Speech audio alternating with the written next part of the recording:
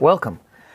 This is live. My plan today is to sort of just walk you through the process of writing music, talking about, we might dig into like writing bass lines, writing drum parts, writing rhythm parts, writing a melody. I've got my camera guitar we can use. I've also got my iPad we can use. And of course, I've got recording software that we can use to kind of mess around. But generally speaking, I just want to walk you through the process and talk to you about how it works. And before we dig into anything, I just want to say that writing music is kind of a lifestyle. It's something that you don't just do every once in a while. I mean, I'm sure some people do, but it's something that you kind of develop and practice doing over time. And I would say there's a lot of people out there who would say, writing music is a habit that you develop, and not everything you write is going to turn into a song, and not every song that you get close to finishing will end up being finished. A lot of people have kind of a graveyard of half-written things that they did, and you don't necessarily measure success based on how many songs you finish, but it's sort of about getting into this process of learning to create this habit. But where do you start? Well, there's a lot of places to start, and there are a lot of different opinions on how to do that. But let's hop over to the camera guitar here, and we'll just dive into some basics.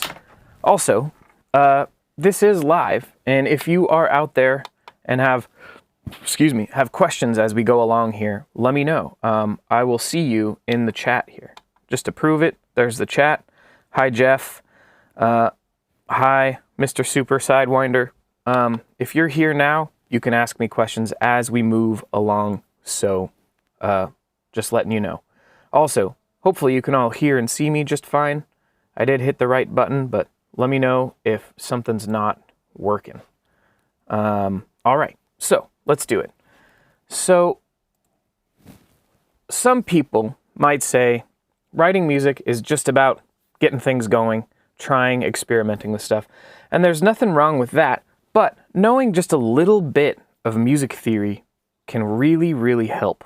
For example, the idea of something being in a key can often change things from being really frustrating experiments to really satisfying experiments. So what I have here on the circle up here, and I would definitely start with the circle just to see the visual. If we start on an A and we go whole step, start on an A and we go whole step, which just means skip a fret, and then half step, don't skip a fret. Whole, half, whole, half, whole. That is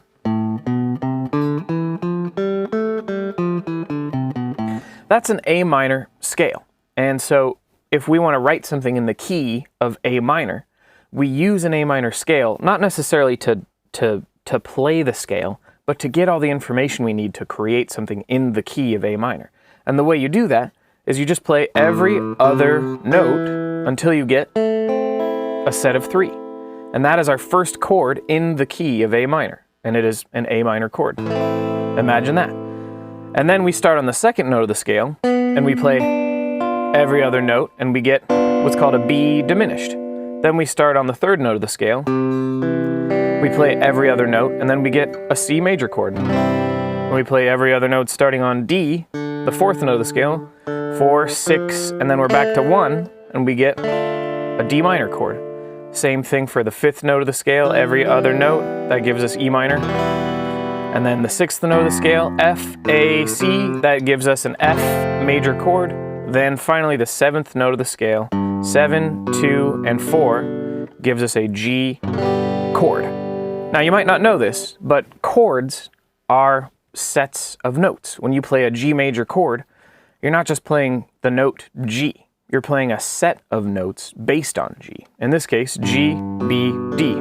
Although I said in this case, in every case when you're playing a G major chord, those are the notes in the chord. Now, if you notice, it's a 3-note chord, but I'm strumming 6 strings right now.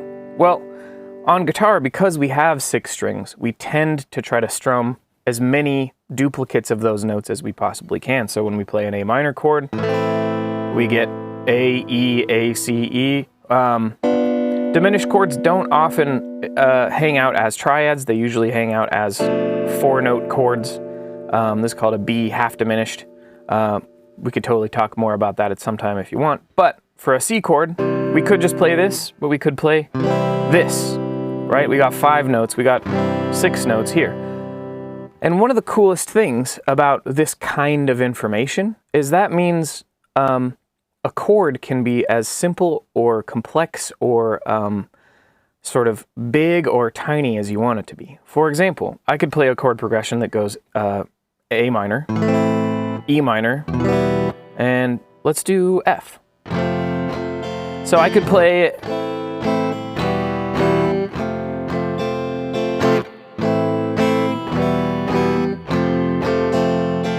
but I could also play up here. This is an A minor, A, C, and E.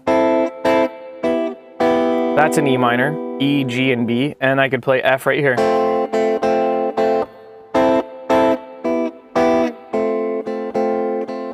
But I could also mix it up and I could play A, C, E right here,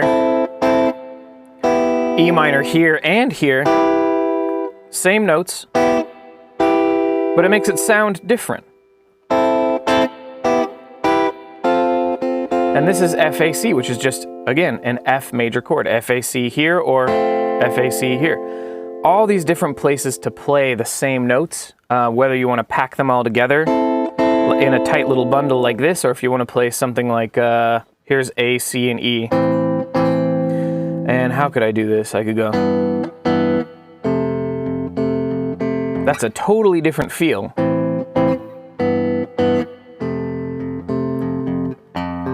But it's literally the same chords, A, C, E, E, G, and B. And I can even go, let's see. Right? Yeah, Ches, this is live. Welcome. Thanks for being here. All I'm trying to say here is that a chord progression isn't just about a set of chords that you strum. It's an open invitation to experiment with all kinds of interesting ways that you could play those chords together. And just showing versus this, right? There's so many different ways to play a chord progression. So part of writing music comes down to this sort of, you could almost think of it as like the conceptual idea of writing music, which is using a chord progression. And then you could think of it as writing a rhythm part that makes that chord progression so much more interesting by playing around with voicings. And voicings, that's just the term for the kind of thing we're doing. If I lay out just an A minor chord, A, C, and E, typically people play it right here, but I was playing it here, or I was playing it right here. You could also play it right here. And you could go,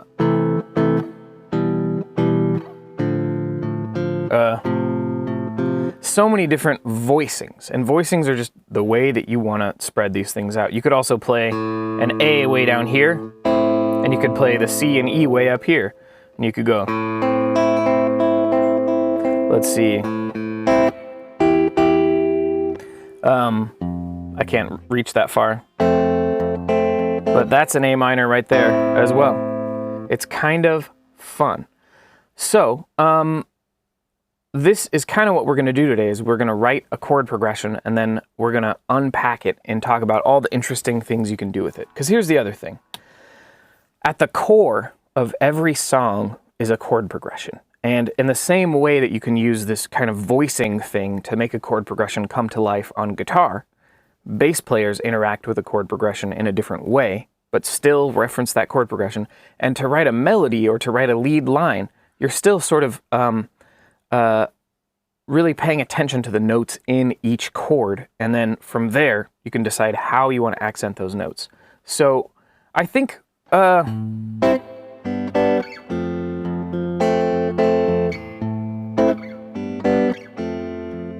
that might be a fun chord progression to start with. And just to kind of drive this point home, I think what I might do is we'll just record really basic drums and really basic like an organ or something that's just holding those chords, so that we have the absolute simplest starting point, and then we'll figure out how to make it a little fancier from there. Also, if you want to say hi to Betty, what are you doing over there? You want to say hi to the people?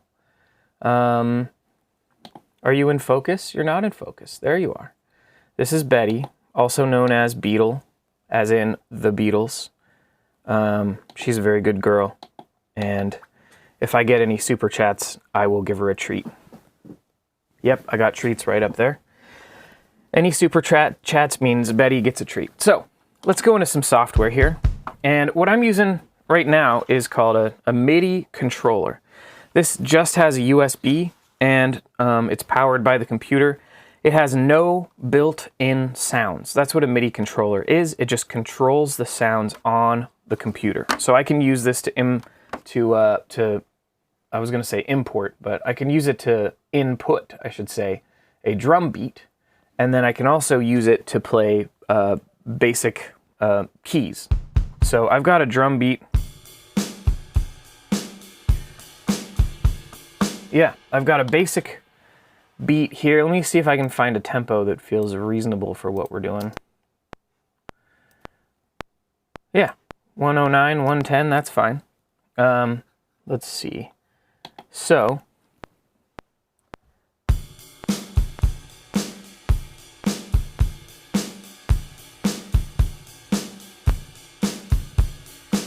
that's fine. So here's the cool thing. As a songwriter, my goal is not to perform everything perfectly while I'm writing. My goal is just to get the idea down. So if you look closely, this is what MIDI looks like. It's pretty sloppy. And I played off from the click pretty well.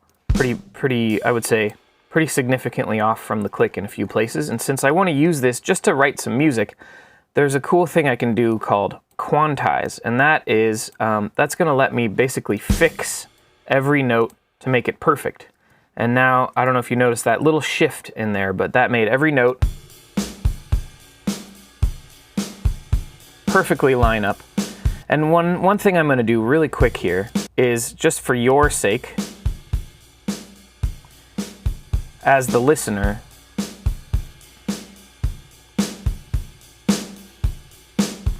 I am going to put some fancy stuff on my master bus. These are all nerdy, nerdy terminology. Just so that you can hear everything better as we move along. So don't mind me. But this is part of what sort of... There we go. That should be nice and loud. This is part of what engineering is all about, is sort of doing this type of thing. So now I'm going to get the most basic. Let's get a little... that's too low.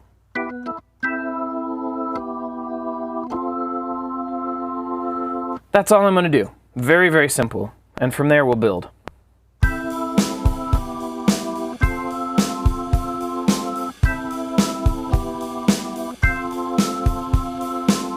So, I want you to think about this. We are starting from the absolute simplest point we can. This is just A minor, E minor, F.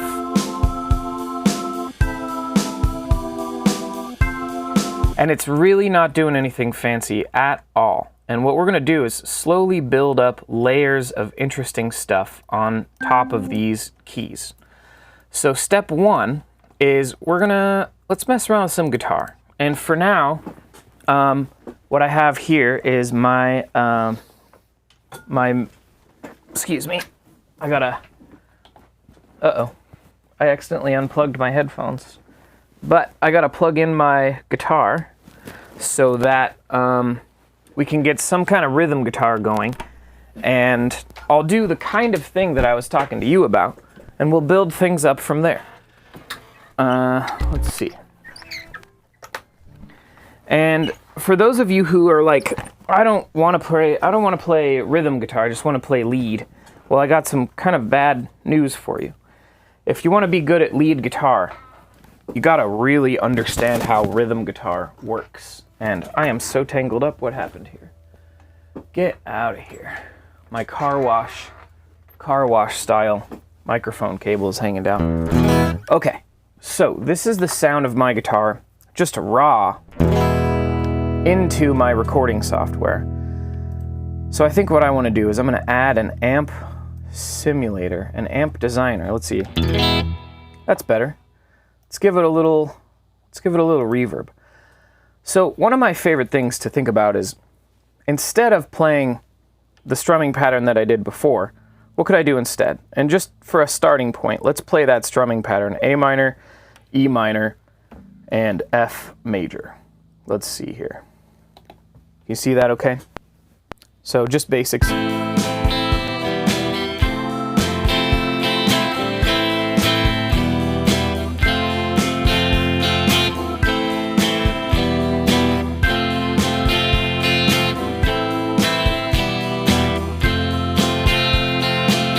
So if I just play that back,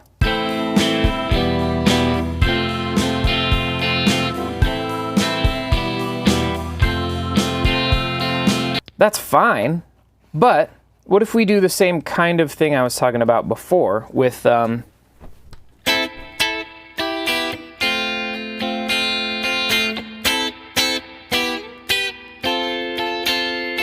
let's see how that sounds.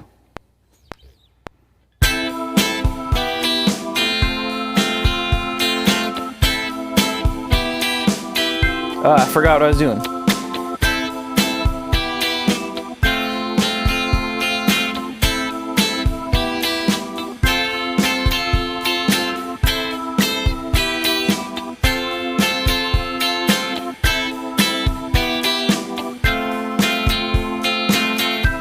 So, let's fix the levels on this stuff a little bit. I'm going to turn the keys down. And I'm going to turn the gain up on this amp because it feels a little like it could have a little more grit to it. Let me see.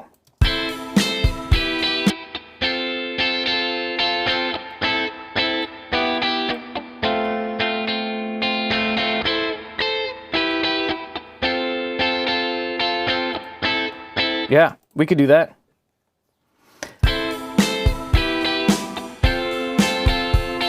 That's kind of fun.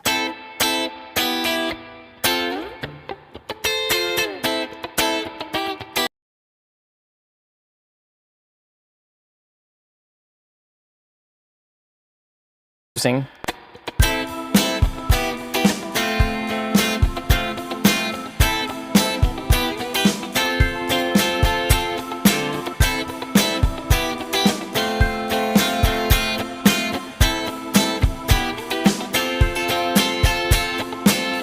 There we go. That's kind of interesting. I don't love it yet.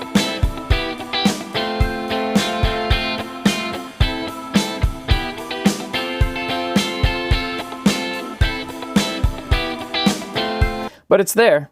That's a little bit more interesting to me than just the bare bones strumming pattern we were playing before. Which is down here somewhere. You hear how different that sounds? Right?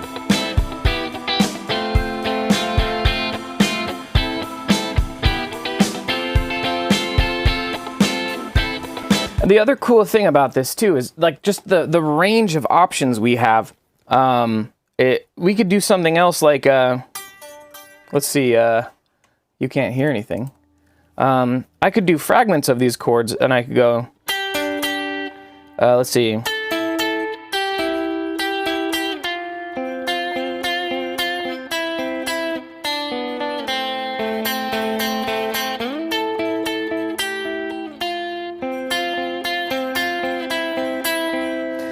Let's see, yeah.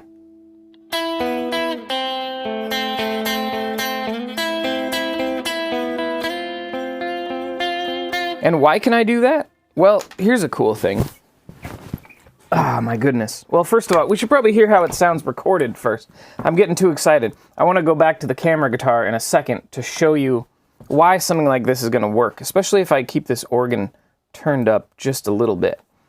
And I'm not loving my tone. Let's see. Yeah. Okay, let's try this. And I'll show you something really cool.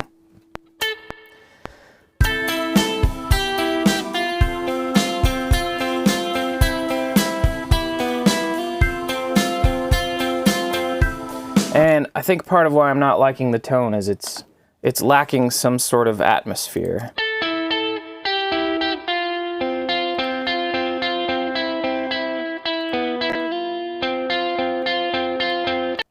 Let's give it some kind of a... What does it need? A chorus might be kind of fun, but also might be too much.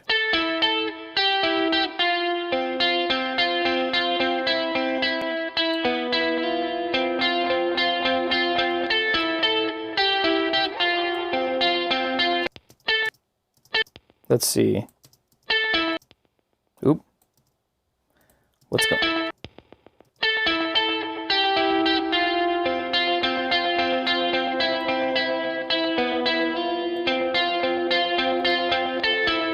That's more interesting to me. Let's see. Oh, I just realized.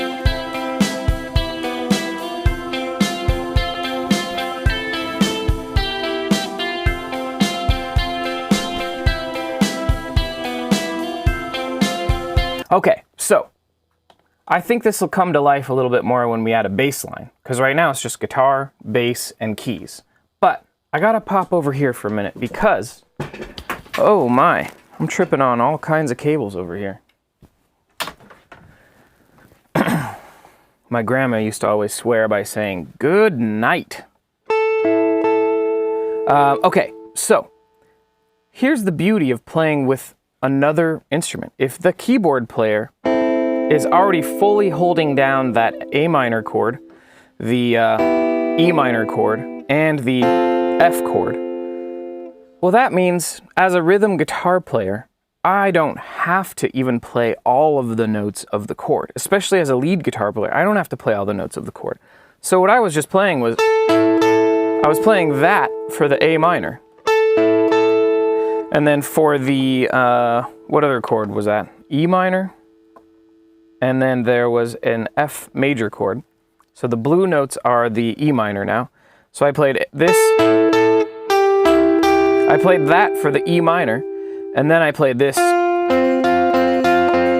for the F chord. I don't have to play that A because the keyboard player is already playing it. So a chord is at least 3 notes. If someone else is already playing the full chord, I can play 2 of those notes.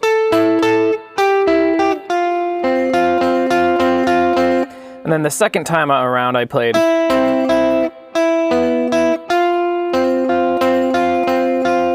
And this is where lead and rhythm sort of cross paths a little bit, because, and I know this is a songwriting tutorial, but I'm kind of digging into how to unpack things from a chord progression. What I'm also kind of talking about is the different roles that different instruments play in a band. And rhythm instruments keep the beat, but a rhythm guitar is going to keep the beat while holding down that tonality of what's happening with the chords. And Games, I see that you're asking a question. I'm taking questions related to this kind of thing right now, but if I have time, I might get to your question later. But this is live, so feel free to ask questions if you want. But the idea here is lead guitar, it does the same kinds of things where it's like, if it's not playing a riff or playing a solo, often a lead guitar is going to be accenting parts of the chord just like that.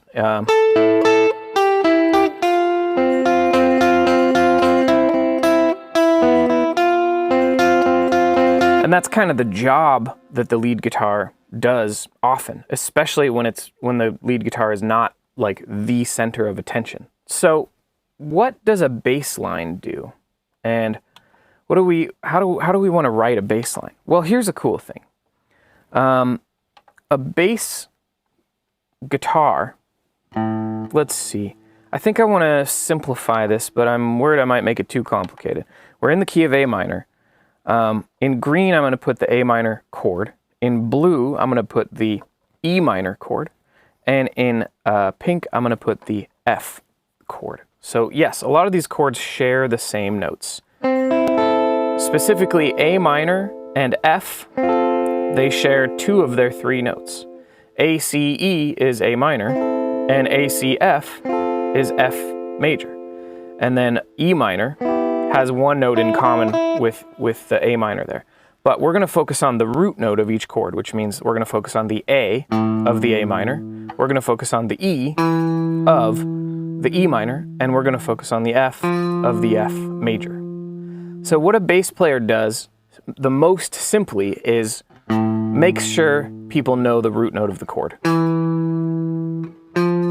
And if we look at the anatomy of a chord, meaning what are the different parts of a chord called? Well, the note that the chord is named after is the root note of the chord. And then the next note up is called the third of the chord. The next note up is called the fifth of the chord. And bass players, if there are bass players in the chat right now, they would all say, no, it's not that simple, there's more to it, and I completely agree. But the simplest way to think about home for a bass, you could say home bass if you want, is that bass players mainly accent the root note and the fifth, and everything else is kind of to make things more interesting. So if we wanted to write a really simple bass line for this song, we could play the root and the fifth of the A minor, and then I already just messed up my thing here. Here's our A minor, here's our E minor again, and here's our F major again. So to play that's the root and fifth of the A minor, that's the root and fifth of the E minor, and then that's the root and fifth of the F. So if I go plug in my bass and we play just those basic notes, I'm not going to hold them together. Bass players usually play 1 note at a time exclusively. But let me plug this thing in and see if we can't get some kind of bass line started. Because, wow, lots of noise. What's going on over here? Don't worry, I'll show you. If we focus on those notes basically, you'll see that the essence of a bass line pops out, and from there we can use some tools that we would actually use to write a melody. And this is where things all kind of tie together. And then I'm going to back up and talk more about these concepts, but hopefully you're all at least somewhat entertained by this. Let me just get a nice, I'm not even going to get some nice tone. I'm just going to throw a compressor on this thing and make it sound kind of nice. Let's see.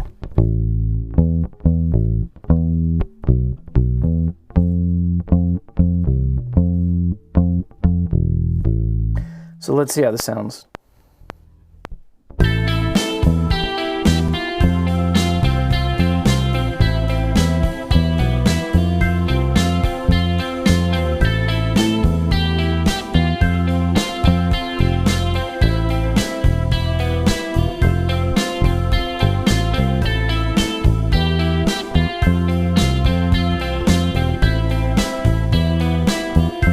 So, you can't see what I'm doing. And in a way, we're running into another funny situation here. And that is how much time you have to play something. Right now, the chords are going by so quick that all I'm playing is A, E, F, and then the fifth of F. So let's see.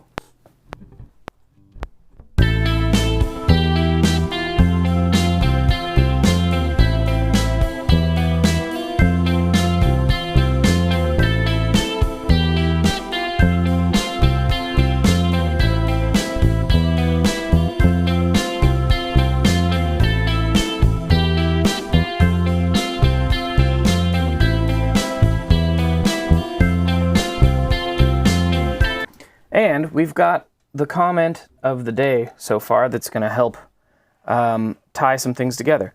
Ray B says, that bass line complements the drums very well. Here's another cool, sneaky thing about bass and drums that I think I did all right. Let's see.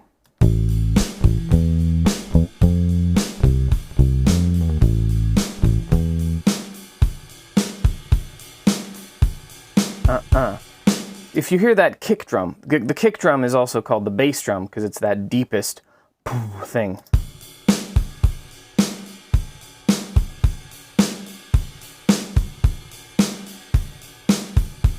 And a lot of times, bass players are trying to write a bass line that either kind of perfectly sits with that kick or complements that kick. So my bass line is close. But if I want to match that kick exactly, I could do something like this.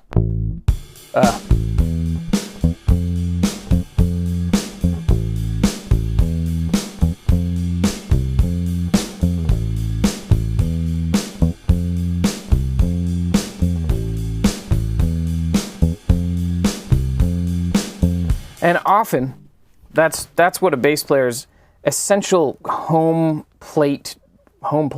bass, basic general concept of bass is to try to match the kick drum. Uh-oh.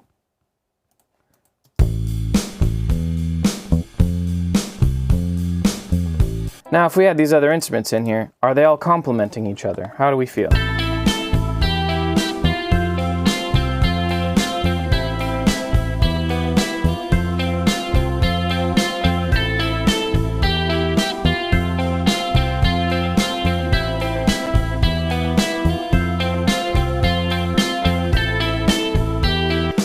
So, all we did is we took a very basic chord progression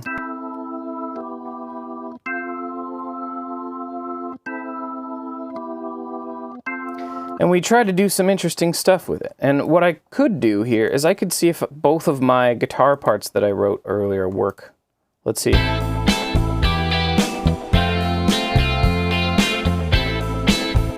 So if I have my one guitar part on the left, and then I have the one I just wrote on the right, they should go together pretty well. Let's see.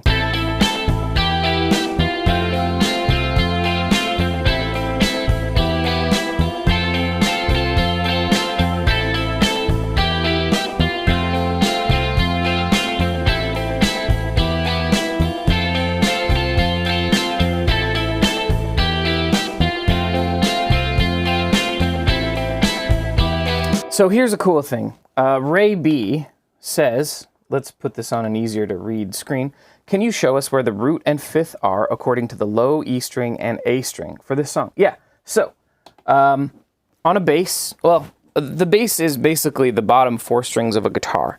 And one of the cool things about this guitar, this tuning, it's all tuned in fourths. And what that means is if we are in, let's see. Where's my bass? There we go. Can you hear it? Now you can hear it. Anytime you play a note on the bass, if it's a root note, then the fifth of that note will always be one string down and 2 frets toward the body. So if this is the root note, this is always the fifth, period.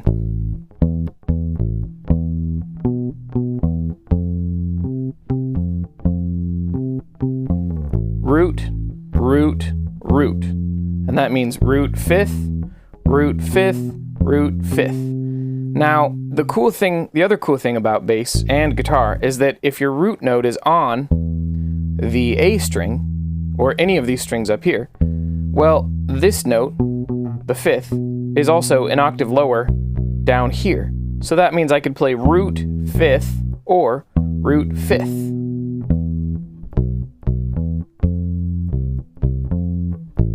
So root fifth, root fifth, root fifth, but also root fifth, root fifth, root fifth, which is so cool.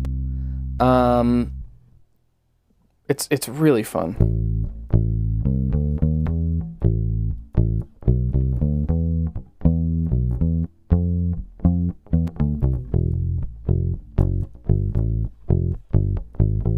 So the other cool thing about writing bass lines is sometimes you can time things so that you can walk to your next note. A, B, C, D, E, E, F.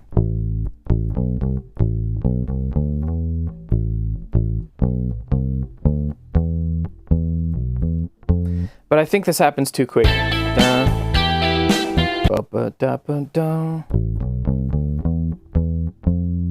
I think I could do a quick walk. A, B, C, D, E, E, F. And that's the cool thing is if you're basically playing a scale, A, B, C, D, and I arrive at that next note of the chord, or the next root note of the next chord, I should say, because it's an A minor and an E minor. Let's see if this works.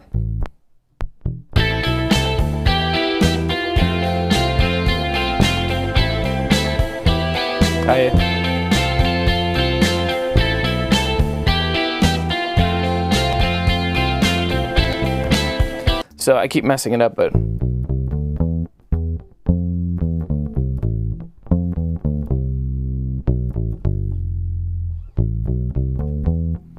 that's where you kind of get walking with a bass line.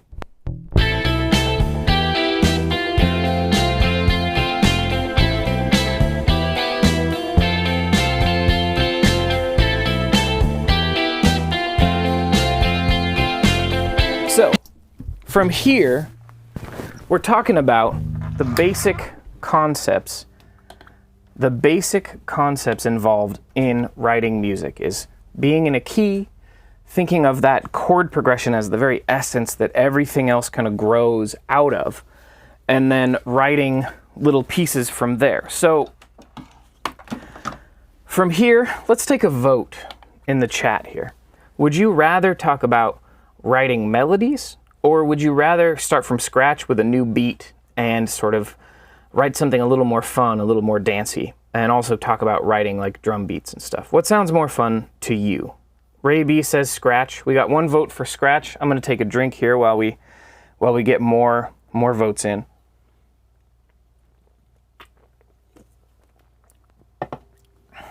Mr. Super Sidewinder says structure. We got 2 votes for scratch so far. Hey Ariels. Hi Lindy. Says melody. Let's see. So far, scratch is winning. Okay, we're tied for melody right now. I think what we could do is we could write something new and write a melody over the top, because this beat that I wrote, for example, I don't like it that much. I want to write something new. So I think what we'll do is we'll write something from scratch and we'll write a melody over it. So let's just start fresh here. I'm gonna delete this. That's fine. I have this recording that if I really want this back, I can get it back, but I don't care. So here we go. Let's write. I'm gonna find a drum kit that I like a little bit more. Ooh.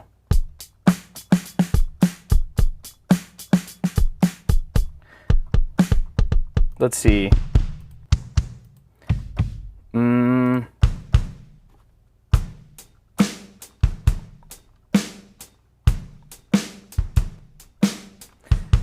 Let's see. These are all, by the way, just different beats. I kind of like the neo soul.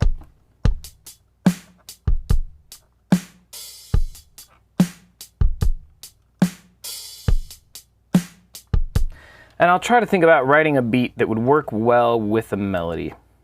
Let me show you a cool trick for writing drum beats. So, drum beats, what I love about Logic is you've got this little edit window that pops up when you click E, or you can go to Window, and I think you can do like Open Editor or something. And I might say Hide Editor, but I just know it as E. Okay, so you don't have to perform one with a MIDI controller like I have. What we can do is we can take one measure. So one measure, one count of 4. And what we have is 1, 2, 3, 4. I'm going to start by just putting a kick drum on 1. I'll keep these nice and short. And then and 3. So we have 1 and 3. And then we're going to put some snares on 2 and 4. And now we've got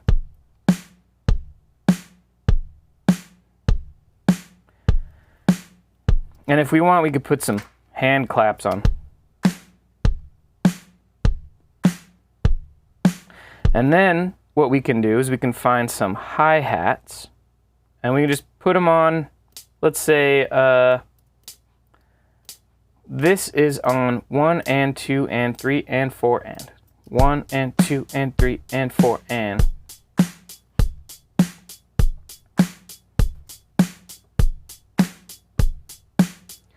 This is your basic drum beat.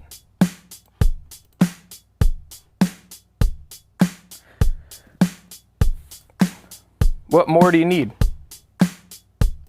Well, here's what we can talk about. The way to make things interesting for yourself is we could think about adding a kick beat somewhere to make things a little more interesting. So we could stay on 8th notes with the hi-hat and we go.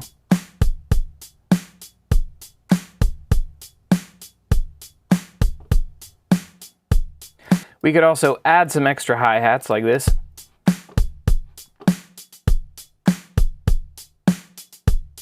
Right? We could go. I also feel like there's maybe a swinginess that I'm missing here. What is this?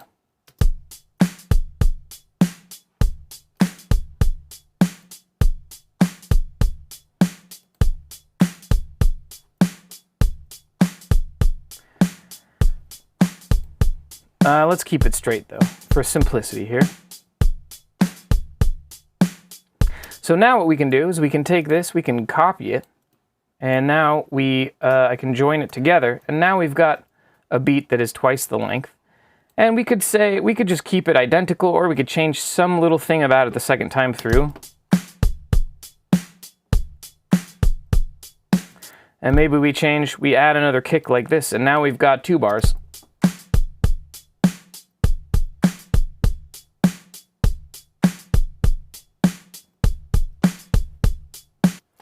And now we can duplicate that one more time and we've got 4 bars, and we could go, oh, do we want to change anything about maybe the very end of it to make it feel like it's doing maybe we have an open hi-hat to kind of signify the end. Let's see.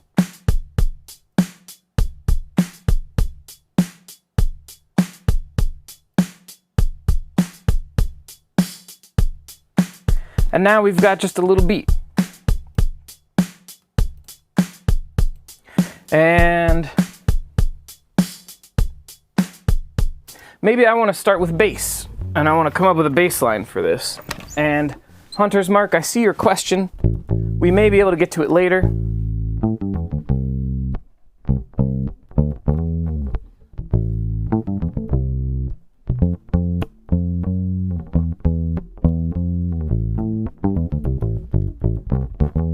I don't know what I want to do yet, but this is part of the fun, is I gotta pick a key, but aside from that, I don't have to decide anything. I can just noodle around, I can find something I like, and as I find something I like, I can develop it.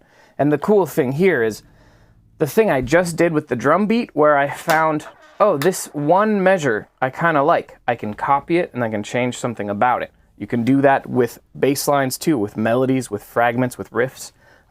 This is often how you write riffs. So I'm going to see, I kind of like the idea of going ba, ba, ba, da, da, so that I'm matching this kick. Ba, ba, ba, ba, ba, da, bum, ba, ba, da, ba, bum, bum, ba, ba, But I don't know. We'll see. We'll see how this goes. And you just let me know if you want to see my bass differently, or if you like what's going on.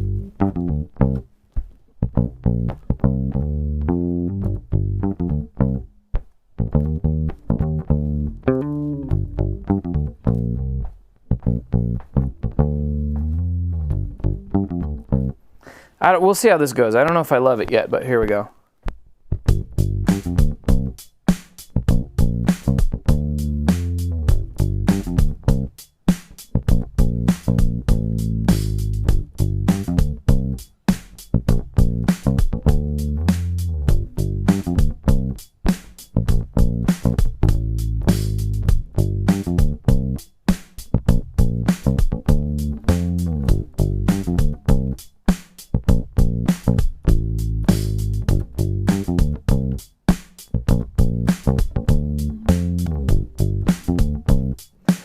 There's something about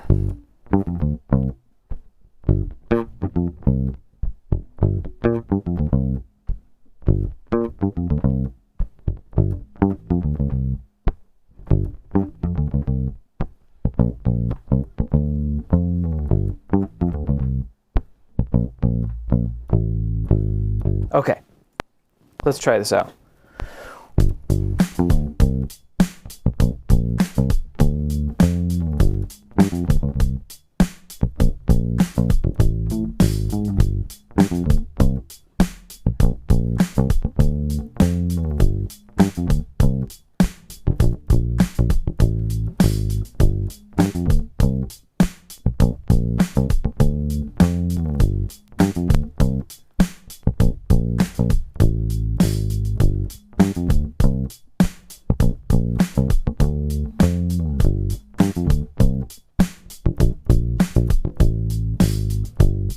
I think that's good enough for a bookmark here. So what's going on? What key am I in? What are we doing?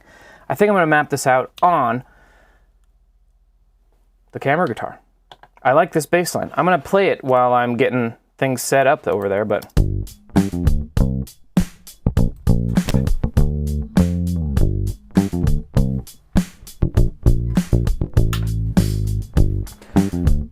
so I think we're definitely in a flat key. I think we're in the key of G minor. So we got G, A, B flat, C, D,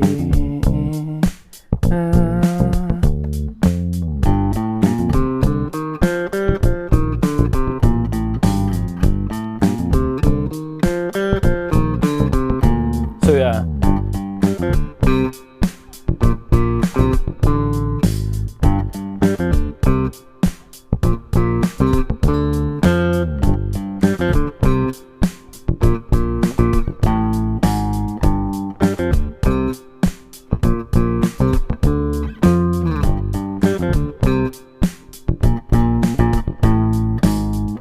So, other than that weird little A flat, we're just in the key of G minor. So here's the cool thing. If we're thinking about where are our main beats, well, we start with a G. So just like every other note, that gives us a G minor chord. So I think we're starting with a G minor chord, and I can do bum, ba ba da bum. We can do this. Let's see. I'm just looping that first chord, and it sounds like a G minor. Bum, ba ba dum bum. So now here's the trick. That's got to be the chord for the first part. This part, it ends on a C. So we're not gonna play a C for that part, or we're not gonna play a G minor for that part. One. We're gonna play a C minor chord every other note. So now we've got this dum.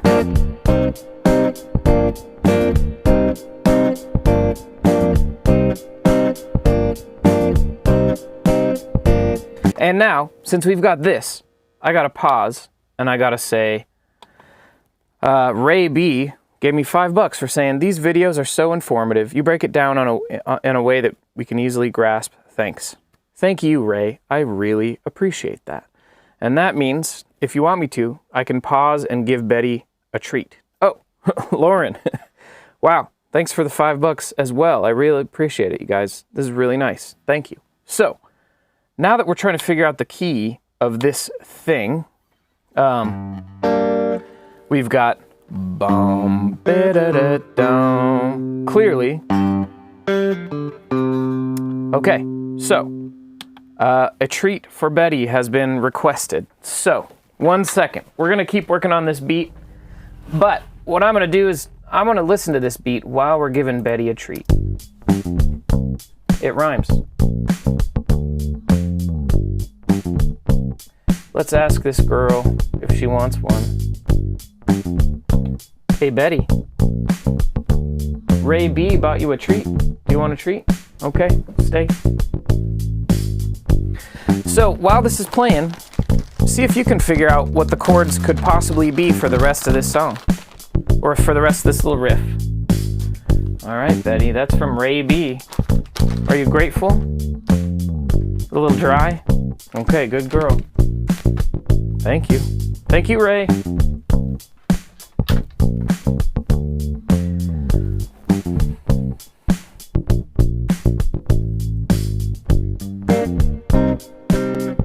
So, where are we going from here? We've got, and you notice, that's the main note that we kind of land on, the main note we pause on. Right? So we got a G minor for that first boom, ba ba dum, boom. Then the riff goes.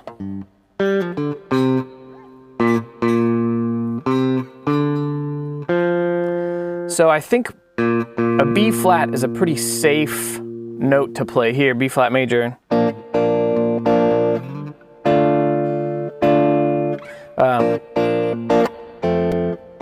And we could go either, we could kind of match these notes and play B flat. And we're just walking up to D, so I'm not going to play a C, although we could, but I can decide if I want to go, if I want to hang out on a D minor, the da da, or if I want to go da da up to F. Let's see. Boom, boom, ba ba dum, boom. And I'll just loop that first part of the track here, and we can see. So.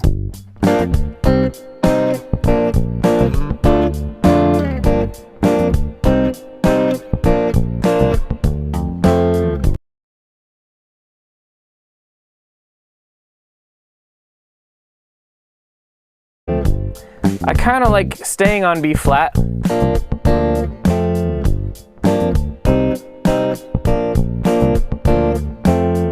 Because technically,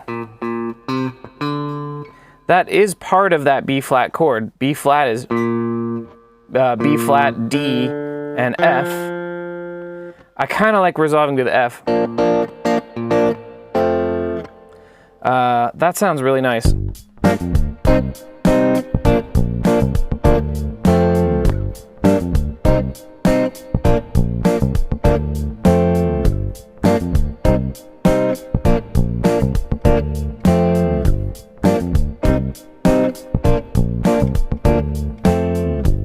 So now, the next part, I did something weird, and I did something that I kind of, I think I initially learned this from the Black Keys, but they took it from some cool old blues stuff, and this is the second time through.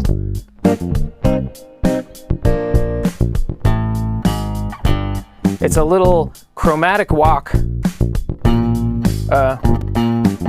It's coming.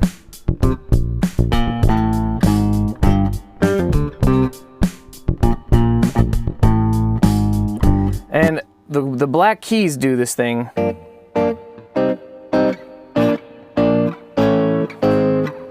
Where they will just walk down this major chord. So B flat major, A major, A flat major, resolving to G.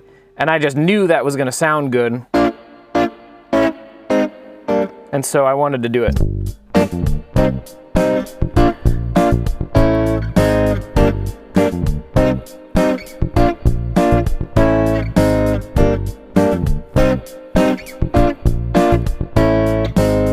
It's so so satisfying. Yeah, Ray B says funky walk. Yeah, it's very satisfying. So now that we know what the chords are, and I'll play the chords for the whole thing, but I'm still playing very basic chords, which there's nothing wrong with that. These basic chords sound really good, but this is starting to shape up into something that I think my band, Hot Bodies in Motion, could play.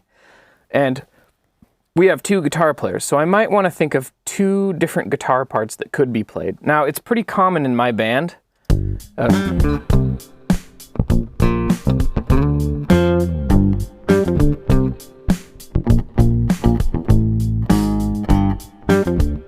It's pretty common in my band for us to double bass lines, especially if they sound really thick and chunky, although I would probably do it with like a little distortion or at least like a bluesy kind of overdrive.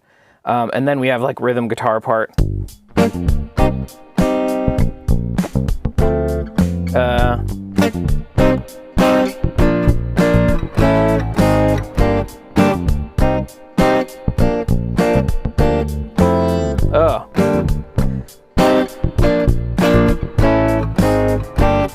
So, this part of the problem with having ideas while playing something is what I would like to do is I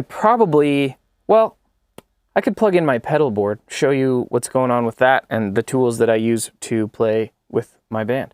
And then I can use some of the tones that I usually use with my band to see if we can kind of make this feel a little more nasty. Okay, so let's see here. Thanks for joining me today, by the way. I want to do this more often. I've been really trying hard to build my online school, my Patreon, where I've been basically pouring my heart and soul into sharing everything I know about writing music, about recording, about being in a band, like musician mindset, that kind of stuff, the kind of stuff that doesn't just make you a better guitar player, but makes you a better musician and makes you feel like you own music and not like you're just a fan of music. And that's, I wasn't planning on slipping into an ad right now, but that's something that it's really, I've been pouring my heart and soul into it. And if you like what I do here, you might really like just exploring the hundreds of lessons that I've made.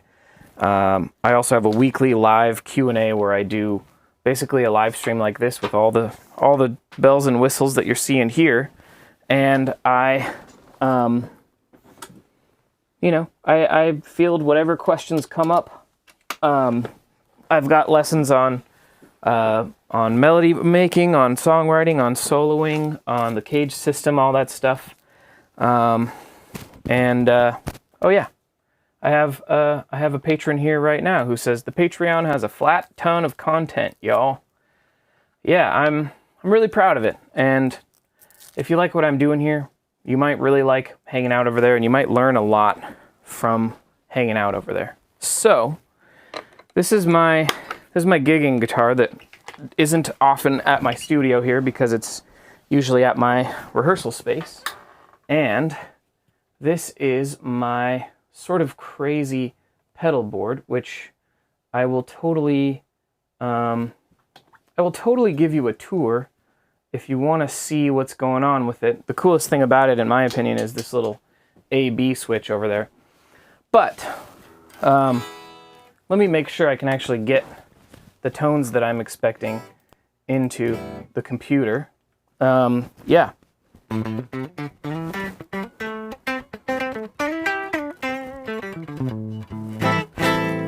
Okay. So, thank you, Shaheen. I appreciate that. So, let's get a little amp designer. And we're gonna get probably something. Let me see if there's like a jazzy, clean thing here. What do we have? Or we can just do a big, large black. Let's see. What's this tone?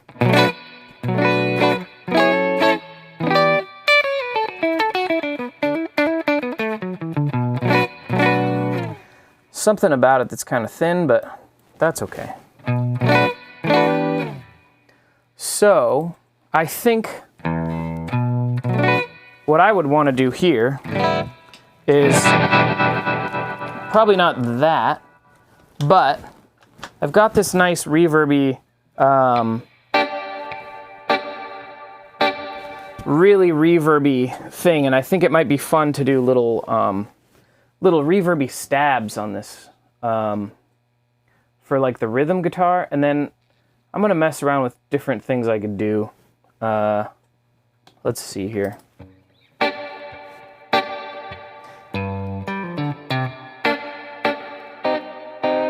That might be too intense.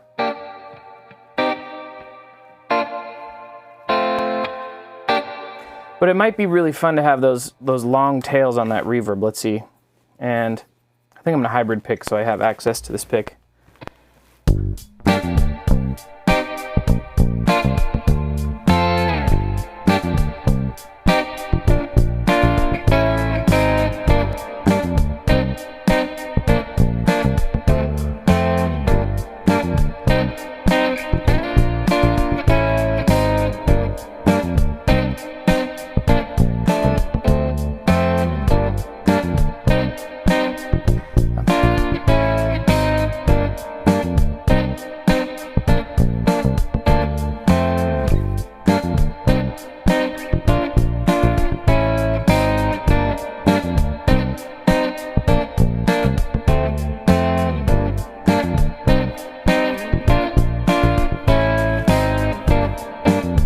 That's kind of interesting. I want to see how it sounds higher up, though.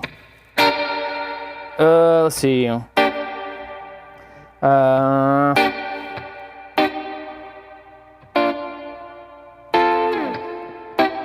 So again, what I'm doing is I'm playing the exact same chords, but I'm deciding whether I want huge chords or if I want tiny little stabs.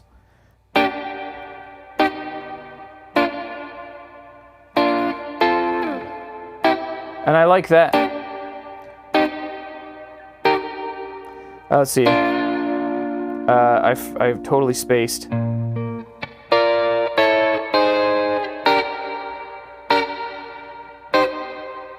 That's kind of cool.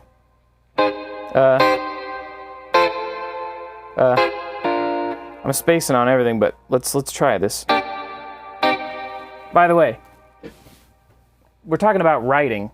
This is what writing looks like a lot of the time, is just noodling around for a few minutes to try to find a voicing you like. It's pretty normal. But let me know if you have any questions while I'm just doing this, and I can put the chat up so I can see what's going on. In the meantime, here I'm gonna noodle around it. It's probably gonna sound bad quite a few times. That's gonna be okay. Let's see.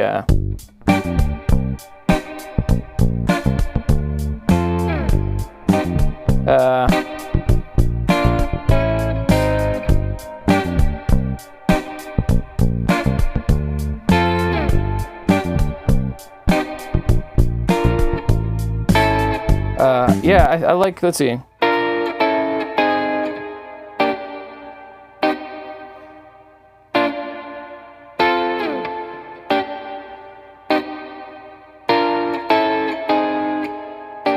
I think I like those voicings. Let me try.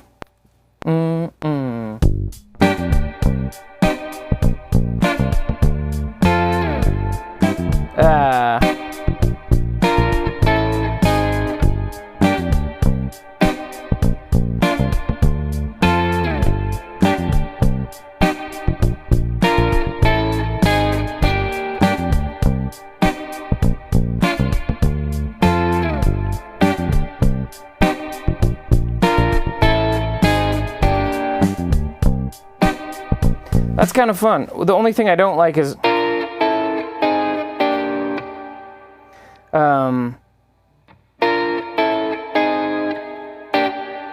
I can't decide if I want to walk down and have a nice smooth walk, or if I want to have it stop like that. But I like the little reverb, so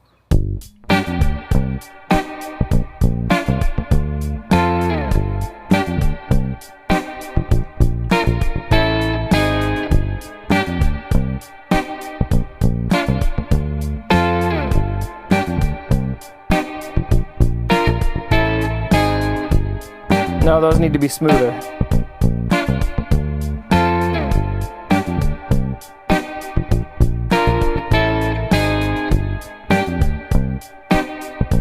Yeah, I think I got it on that one. That one was nice. So let's see here.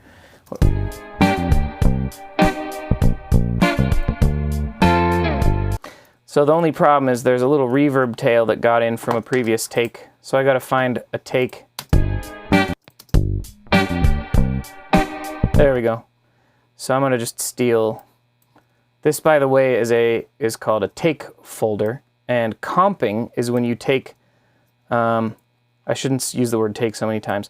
Comping is when you find all your favorite sections of each little, basically I combined my 11th take with my 13th take.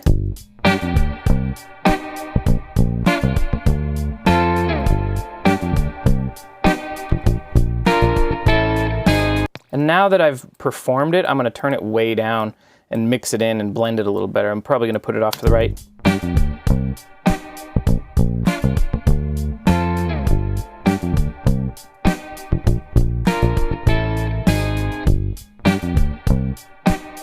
It is a little weird how it cuts that tail off, but I don't mind it. I think what I'm going to do is I'm going to record one for the for the left side as well, just for fun now that I got the hang of it. It just sounds cool.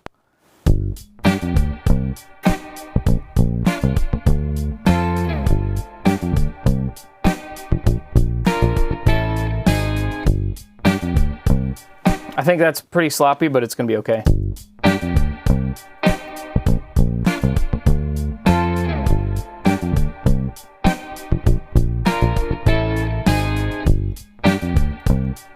I actually kind of like how it accidentally cuts that tail. So now I'm going to tuck this into the background.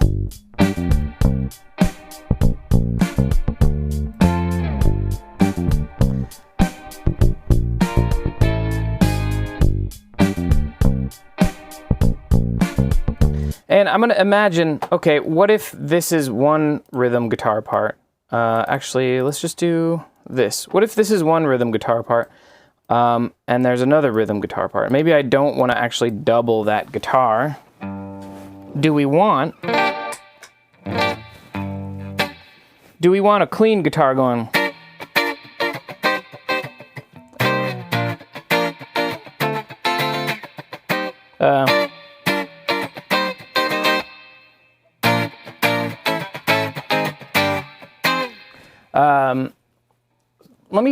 I don't know. Let's see. Will that make it feel a little more dancey, or will that make it take some of that fun sparseness away? Let's see.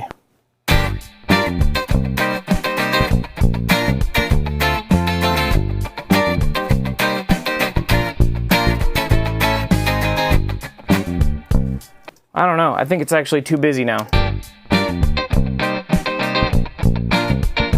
Also, my timing's a little sloppy because I was competing with that other guitar.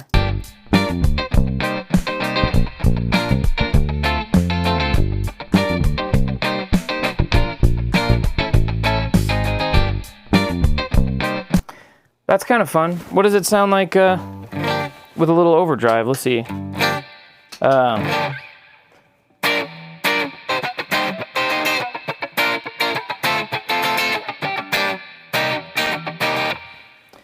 Yeah, this is tricky. Do we want it to feel big or do we want it to feel sneaky?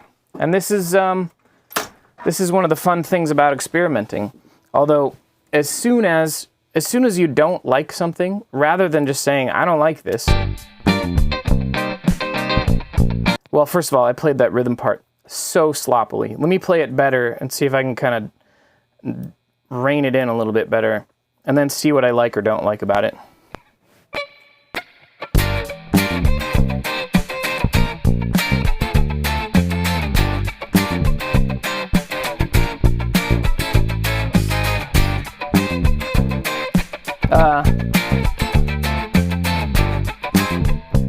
I'm trying to do a little... So this is another little problem-solving thing. I wanted to start up here on this G minor.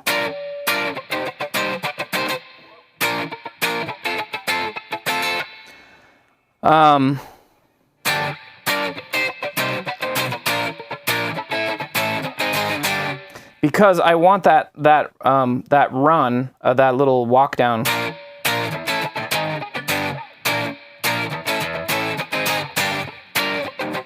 I want it to be able to loop really nicely and satisfyingly, so jumping sounds really fun to me. So let's try that. Except 2, 3.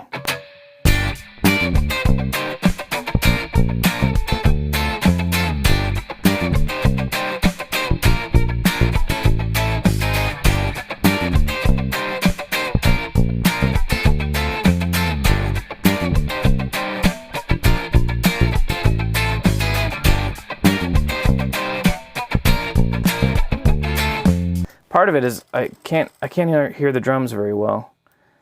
And when you are recording something, you want to make sure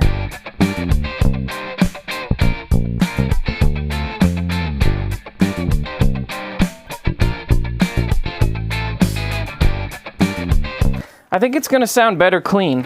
I think it is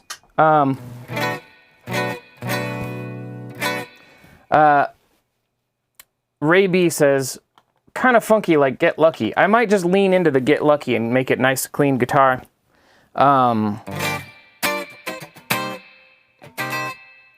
Let's see. Yeah, you feel like the main riff is a tad loud? Exactly.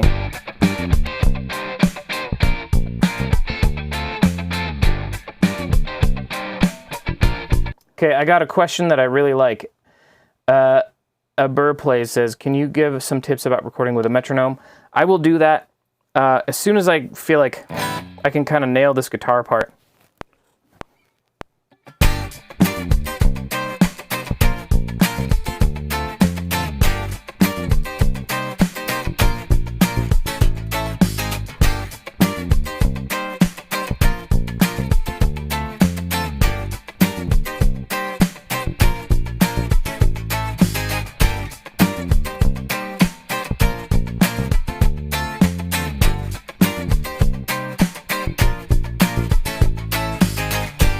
Okay, something about it I don't love.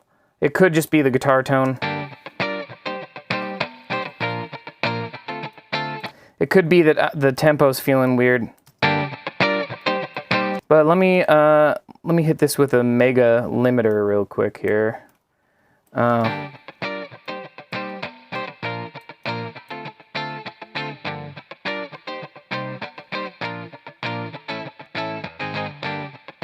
Ah, okay.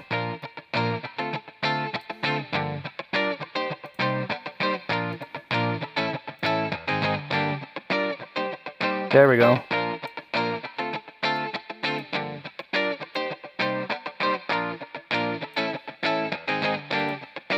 That's not that much better, but it makes me a little happier to make it.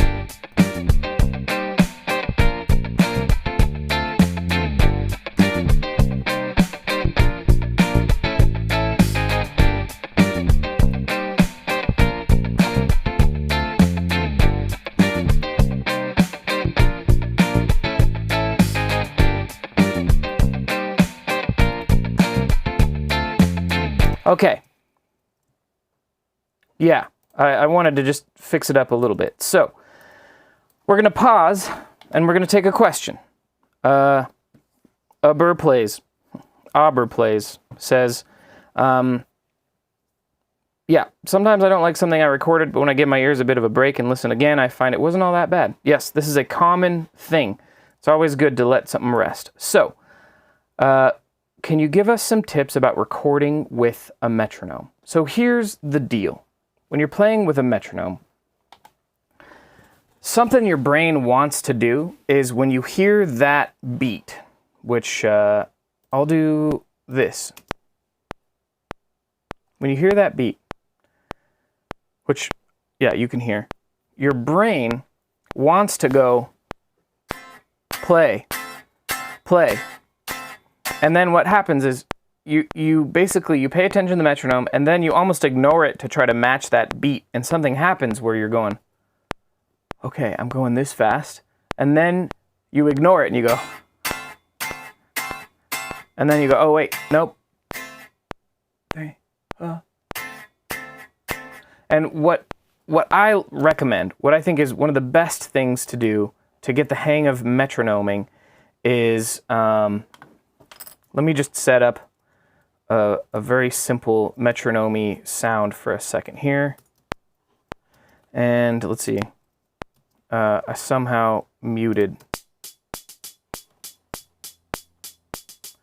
So let's just make this a very simple little little hi-hat beat here. Oops, I did the opposite of what I wanted to do. I wanted to loop it. Why can't I loop it? Oh, it's because looping's over here. So, I'm even gonna remove half of these just to make this even simpler. So, the trick with getting the hang of a metronome is to practice doing, let me find a tone that'll work here. So, playing a single note to the metronome. Just practice that.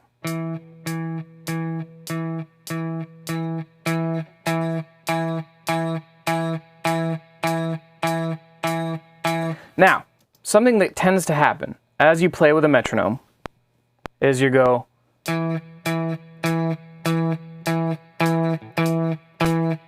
you kind of get ahead of it and then, oh, you have to pay attention to get back to it. And what we'll see if we kind of zoom in here, I'm going to make these waves look a little bigger, is here's the beat, that one I'm playing on, this one I'm playing a little bit early. This one, okay, I'm kind of right on. But then, this one I'm way early, this one I'm way early, this one I'm way early. And you can compare to this drum beat, that's happening right then. My note's happening very early. So, earliness, if you're playing too early, what can happen is the beat can just kind of get away from you. And so, what I recommend is, so Shaheen, you can join my Patreon for only $12 a month. You can have access to every lesson I've ever made. I've made hundreds of lessons on there. I also have a weekly live Q&A where you can ask me anything just like this, and I'll try to answer your question in the most detailed, practice-focused way I possibly can. It's a great value, I think. $12 a month. People have been telling me I should probably raise my prices, but I don't want to. I just want more people to join. So come check it out. There's a link in the description, patreon.com/ScottPaulJohnson. There's also a free 7-day trial. Check it out. It's my job. I love it, and it would mean a lot to me if you loved it. So come check it out. But when it comes to the metronome, what you want to be doing is there's this trick that I call 4 on and then 4 as behind. And so the idea here is when you hear that click, what you want to train yourself to do is to be like, I am going to play something so simple that I can pay attention to the metronome the whole time. So I'm hearing click, click, click, click. For 4 beats, I'm going to be on. And then for 4 beats, I'm going to try so hard to hear the click first and then play. So it's going to go click, click, click. And you're going to try so hard to just be a millisecond after the metronome. And the funny thing is, it might not sound very different, but it's going to feel different, and you're going to feel that your attention to that metronome is going to change because you're not just thinking play, play, play. You're thinking listen for the metronome, then play. Try to match so it's like a millisecond after that metronome. So check this out. So we're going to go on for 4, and then we're going to go back for 4, and then we're going to right on for 4, and then we're going to try to hang back. And I'll try to exaggerate it a little bit. So here we go. On, hang, on, hang, on, hang, on, hang. And you see the face I'm making. It takes a bit of practice. let's scoot this up here to this drum beat just so you can kind of see where those waves are landing. I'm trying to be on, and then I'm trying to be a little bit late. So there's the beat, I played a little behind. There's the beat, I played a little behind. There's the beat, I played a little behind. There's the beat, I played after. Now I'm trying to get back on, so that one wasn't quite as on. This one's catching up to being on. This one's catching up to being on. This one's back on. Now I'm trying to be behind again. Behind, behind, behind. And when I say behind, I mean I'm trying to let this drum beat happen before I play. And if you try to do this kind of thing, starting simple with just a single beat like that, where am I going? With a single beat, any note.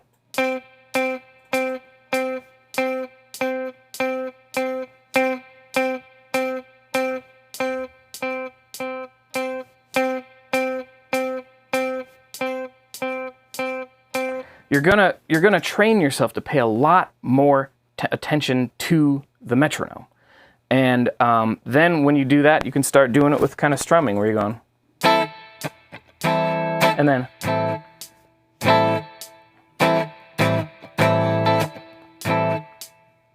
and that hesitation, that weird. Sorry, I'm making weird faces, but it's because you want to really, really focus on just being a tiny bit late on that beat. And that, to me, is the secret to learning how to play with a metronome. And over time, that thing where you're like, okay, I'm listening to the metronome, now I'm just trying to match that beat. It's sort of like two cars that are trying to match each other's speed. And this kind of practice basically just like puts you in the back seat of the car that you're trying to match, and then you're just going along with it. And a lot of metronome, a lot of tempo stuff is not about trying to match your internal metronome to a different beat. It's about trying to completely ditch your internal metronome and just adopt whatever that master beat is. So that's the idea. Yeah.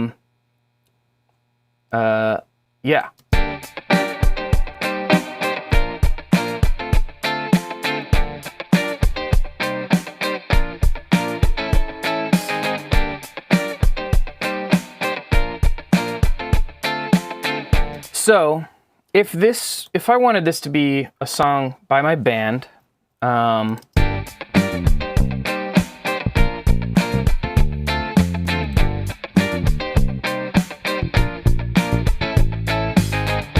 think probably what I would want to do is I would want to see how sick it sounds to double that bass part with either a really fat guitar tone, or just kind of a nice kind of cool, like ratty guitar tone.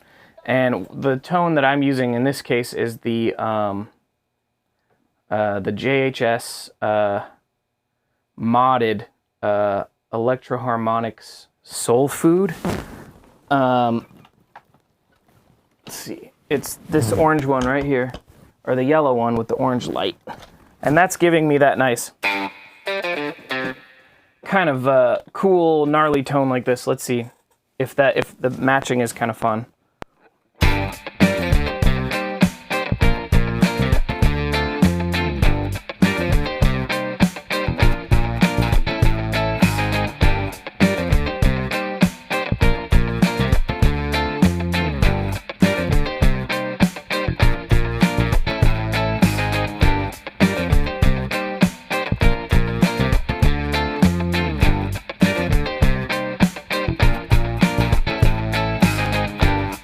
Yeah, I mean, that sounds kind of cool.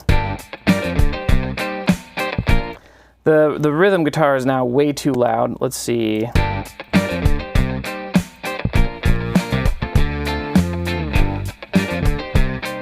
So here's what I don't like, and this is a common thing for me. There's too many different rhythms going on.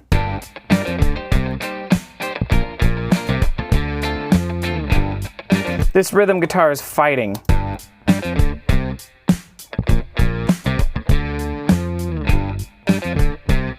I like these two on their own.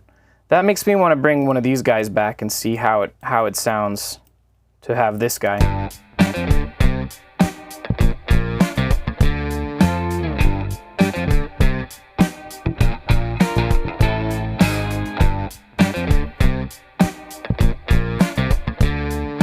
I like that a lot better, because this to me is too busy. The rhythm guitar is cool.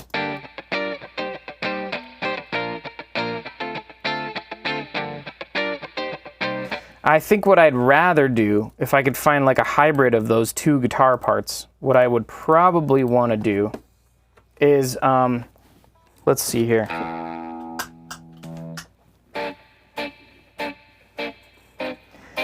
So, remember earlier when we were talking about the different roles that instruments play? When I'm playing a rhythm guitar part and I don't want it to be featured, I want it to kind of blend in and like add to the tonality.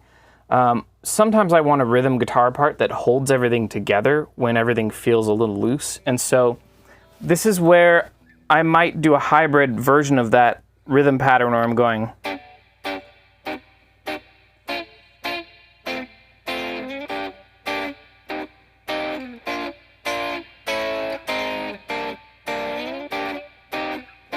And I feel like something like that might hold everything together better, and having these little like chicks, instead of doing them 1, 2, 3, 4, I think having them more consistent might glue everything together a little bit. Let's find out. I don't know.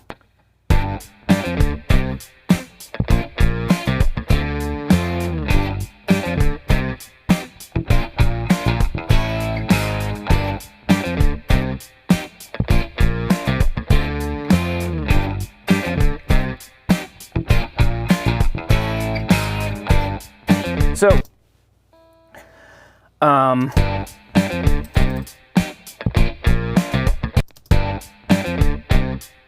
I like that. I want to do it one better.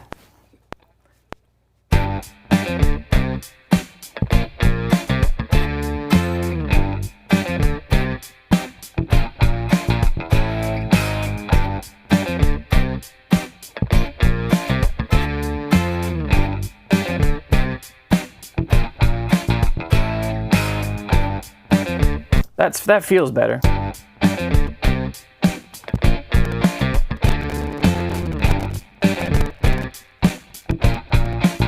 As I develop it more, I probably would play with exactly how I play that part, because note length is so important, like how long you hold those. And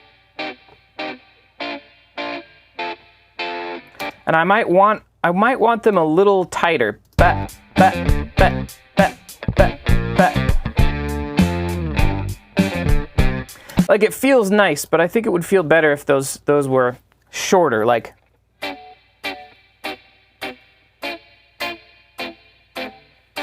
So I'm going to do a little tighter. See if you see a difference in the waveforms. Maybe not.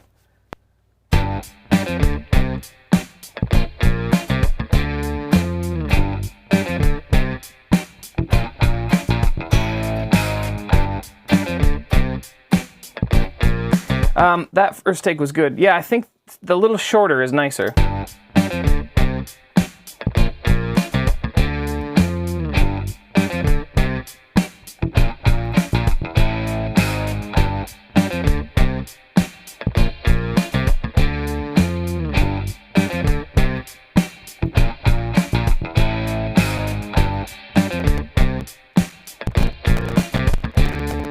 That's kind of fun. So,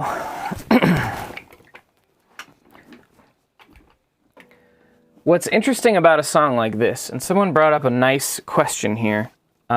Ray B says, might be hard to get a vocal melody with all those different rhythms. Yeah, it could be. Also, Ches says, Logic Pro definitely looks a lot more intricate than GarageBand. It is a little more intricate, but it also is a professional recording software, so you can do a lot more with it. But imagining how could I fit a melody to this?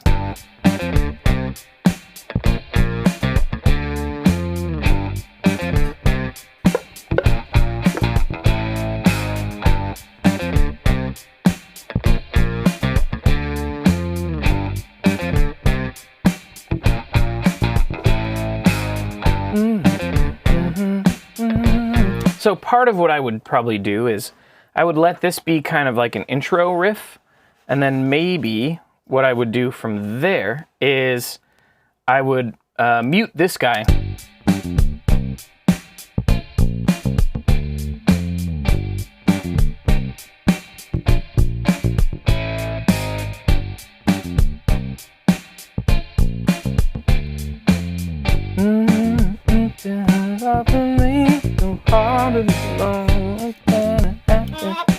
So what I just came up with right now is just a very vague little vocal fragment. And I'm going to show you how maybe, if we're lucky, how we can develop that into more of a melody.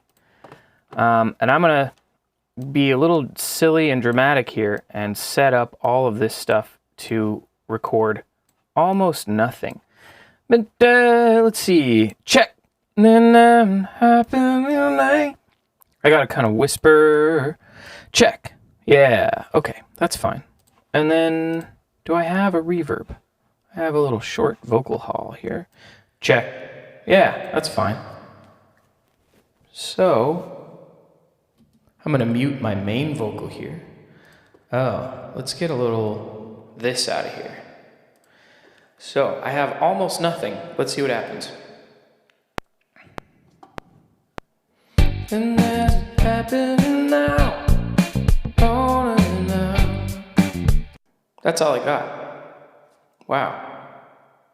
My gain is way too low. And as it happening now, I'm so now. So this is what we call some BS something, a little something. And that's happening now. I'm so now. So, in case you didn't know this, when you write a fragment of a melody, when you're singing a melody, you're singing actually notes, usually notes of the scale. This na, it sounds like it's the third of the chord. Yeah.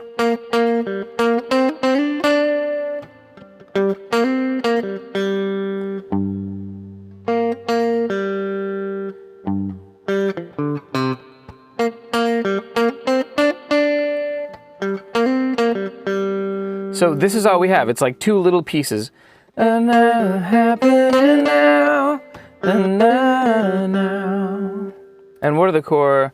And now, da na na na, da da na na, da da da da da. Yeah. So, what do we do with a little fragment like this? And if I just play it to the music here, let's see.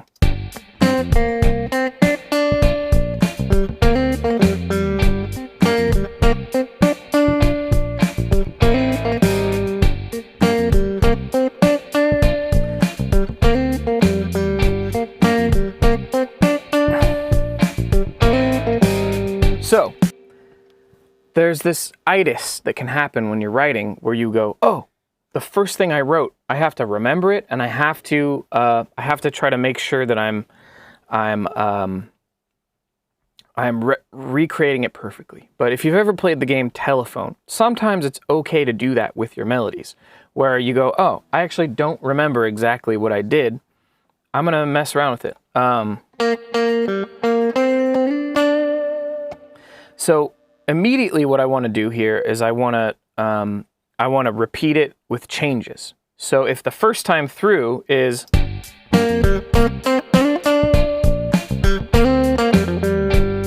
second time through I want to do something different, and I could match these chords.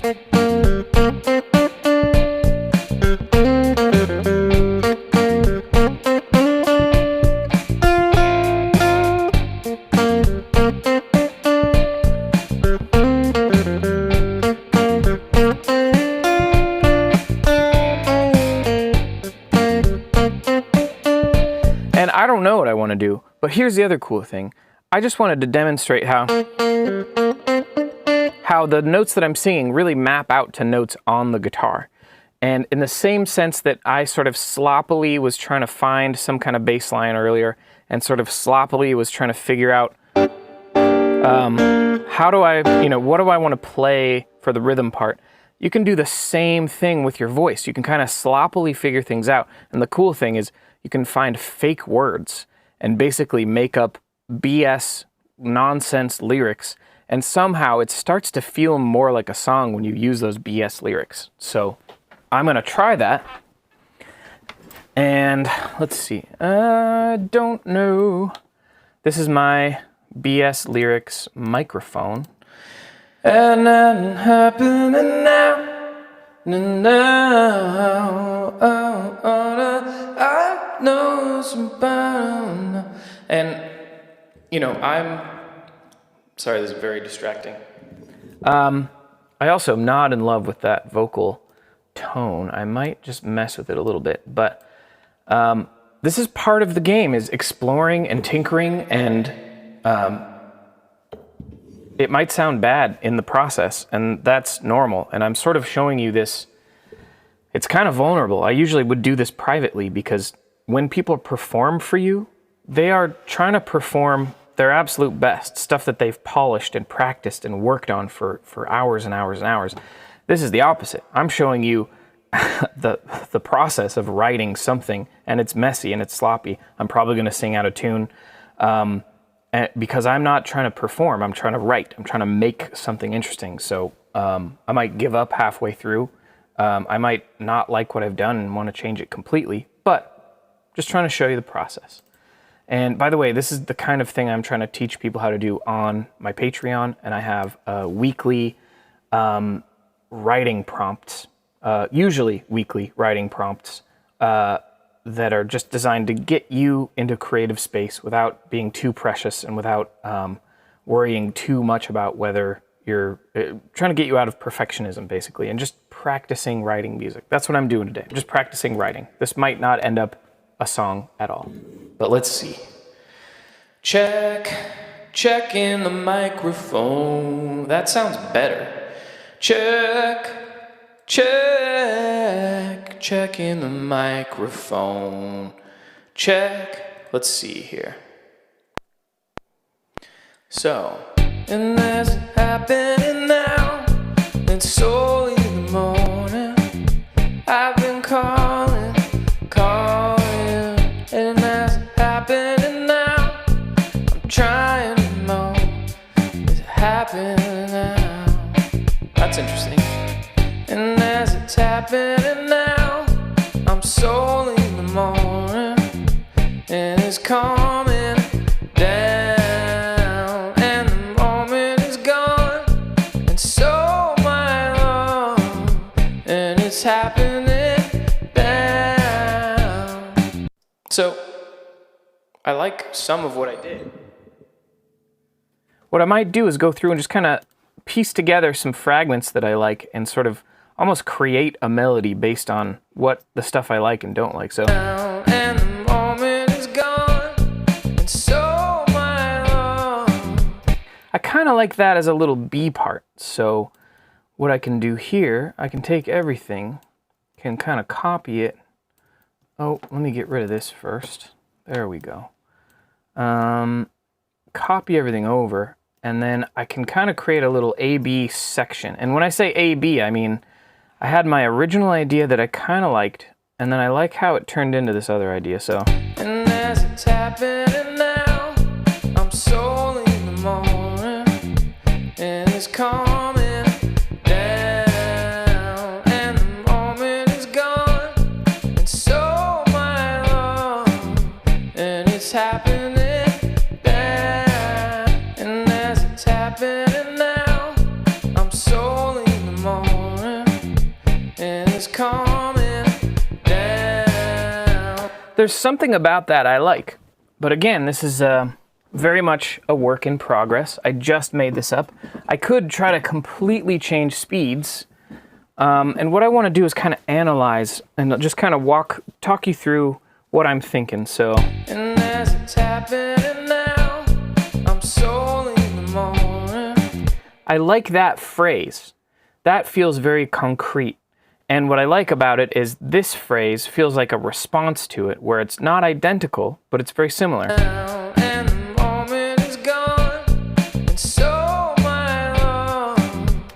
So what I don't love yet is these little sections. And it's coming down, and the moment is gone. So what I kind of might think about is, if you notice, even the rhythm parts that I did earlier, they kind of make this section feel a little separate with the... I might try to avoid singing there and let those things kind of ring out on their own. And maybe just to be a little dramatic about it, I could do a little, I could add that little white guitar back in like this. Na na na na na na. And I can add it in here like this. Bam. And I have now I have a little bit of a call and response to work with. Let's see. And as it's happening now, I'm so in the moment, and it's coming down, and the moment is gone, and so my love, and it's happening down. Right? There's kind of a little call and response there that I could do, and it's not perfect, but I'm talking about how it functions. And the way things function is a really big deal in songwriting. And what I mean by that is, this is all singing zone. And then this is let the instruments take over. Back to singing. And now we have a little call and response zone that I think will make the vocals make a little more sense to me. So I'm going to try this out. And again, I kind of forgot what I did, but that's okay. I've recorded it. I'm going to play telephone with myself. And the moment is gone. Let's see. And the moment is gone. I'm so in the moment, and I can't believe it. And the moment is gone, and I don't know what is happening. And the moment is gone. I'm so in the moment, and I can't believe it. And the moment is gone. It's oh my God, and it's happening again. There's something to it. And again, I'm talking about how things function. And I'm liking the function better. And by that I mean, I like how these guys create a little response to what I'm doing and give me a little excuse to take a break. But I don't love what I'm actually doing with these sections. So here's what I like. And the moment is gone. I'm so in the moment. That's all right. This part. And I can't believe it. It's functioning right, but. And the moment is gone. It's oh my God, and it's happening again. It's doing a thing, but I think I want to mess with those little things. And the moment is gone, and solely in the moment, and I can't believe it, and I can't believe. And part of it is the words I'm choosing, I think, which again are BS, random words. And the moment is gone, and it's only in the morning, and I know. Let's see. It's I improvised something initially. Here's another really important thing to think about. Shaheen. Writing music. My composition teacher in college once told me that composing is 10% art and 90% craft. And what he meant by that was the actual creativity that you do. It might be just a fragment of creativity, and then you use tools to develop that fragment of creativity into something more, something more deliberate sounding. So the improvisation that I did the initial improvisation was just coming up with this. And the moment is gone. That was it. And then I thought, okay, how do I kind of respond to that? And I came up with this little thing. I'm so in the moment. And from there, I went straight into tools, which is, okay, how do I repeat that and change something about it, which I did over here. And the moment is gone. It's oh my God. And now I'm just sort of trying to figure out how I want these little sections to function. How do I want them to blend in with this little response? And do I want to end my melody on that note? Or do I want to stop right before that note? So that's what I'm going to mess around with for a minute.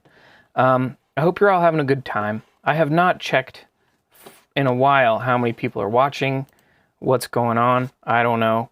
But if you've got any questions, Hunter's Mark, your question I don't think goes with what we're talking about right now. If I feel like switching gears later, I might do it. Otherwise, yeah, hang out on Patreon.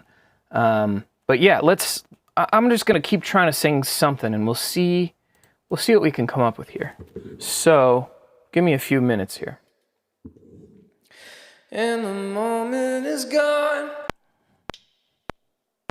And the moment is gone. I'm solely in the moment.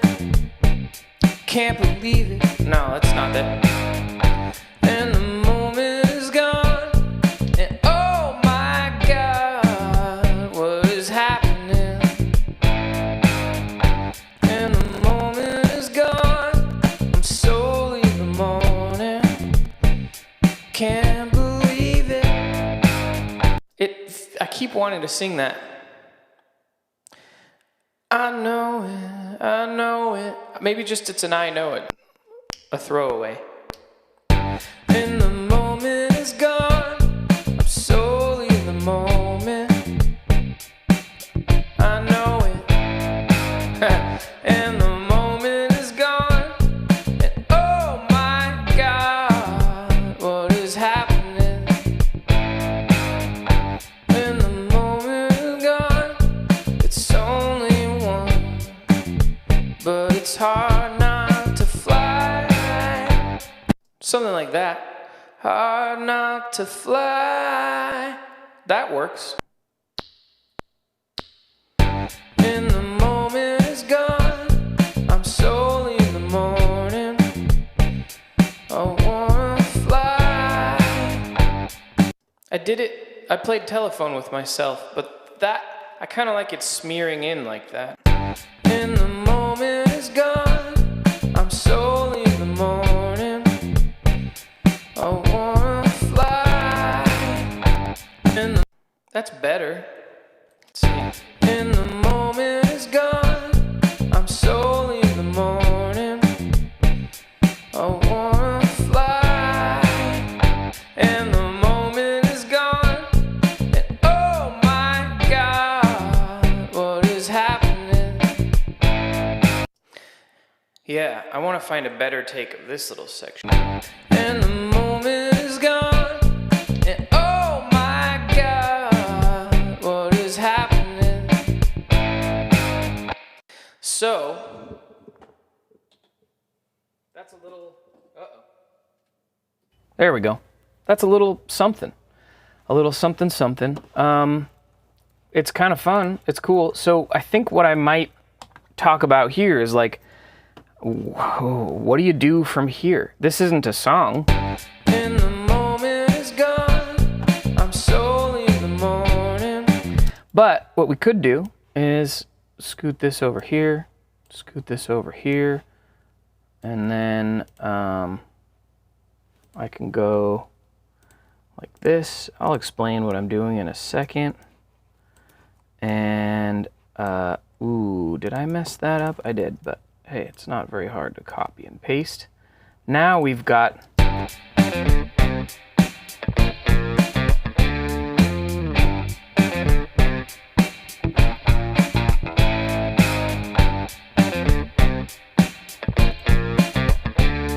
Uh-oh, I messed something up. Hang on a sec here. I copied some stuff onto the wrong tracks. There we go. So now we've got sort of like an intro thing, and this guitar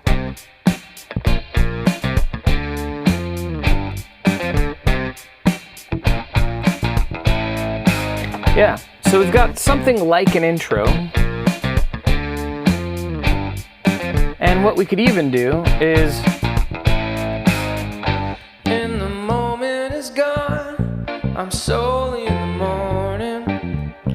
I wanna fly. And the moment is gone. And oh my God. oh, I was like, why does it sound so bland? There we go. That's why. What is happening? So what I can do now is I can say, okay, now I've got an intro with this just instrumental, and then, and some of these other guitar parts that I recorded could just be different textures, like maybe I have my constant rhythm guitar here, and then when I go into the verse, it's simpler. And the moment is gone. I'm solely in the morning. I wanna fly. And the moment is gone. And oh my God, what is happening? So from here, there's all kinds of things we could do, but it's getting hot in here, and you know, maybe it's time for a break, and at least an AC break for me. There we go. Ches V, thank you for the $3. Would you like Betty to get a treat? Oh, she heard me say that. Yeah. Would you like a tour of my pedal board? Would you like something else before I go? How can I help you? I think this is a great start. What I would say is, from here, what I would do with this song is I've got a couple different ways to think about how to write a second part, right? This sounds like it could be a verse. Maybe I could write a chorus. Maybe I could write a pre-chorus, a bridge, that kind of thing. But I also have a lot of lessons and live Q&As where I can talk about that kind of thing on my Patreon as well, which again is my job. If you like what I do here and you like supporting me, come hang out on my Patreon. I think you'll learn a lot, especially if this is the kind of thing you want to do. Okay, Chesv says yes, a treat for Betty. So let's set up the Betty cam. And she knows what's going on. I think she's ready. Beetle, do you want a treat? Okay. Chesv got you a treat. So, my AC is blasting. I gotta cool down.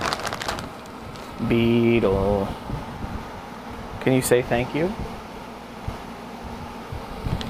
Wow, good girl. She's the best. Okay. Cool. Well, let's call it a day. Thanks for hanging out, everybody. This has been a lot of fun. And, yeah. I hope you enjoyed it.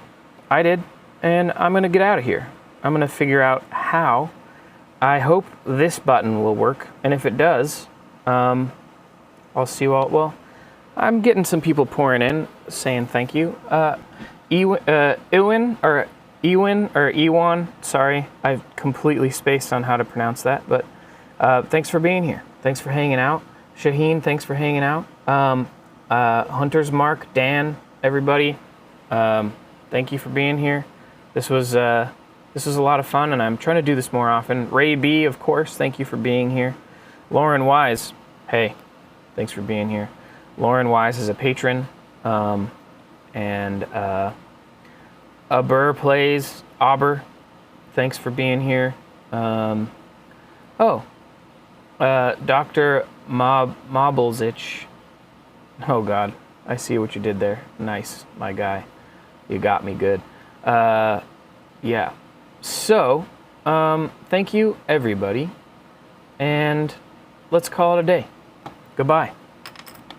Hopefully this button works.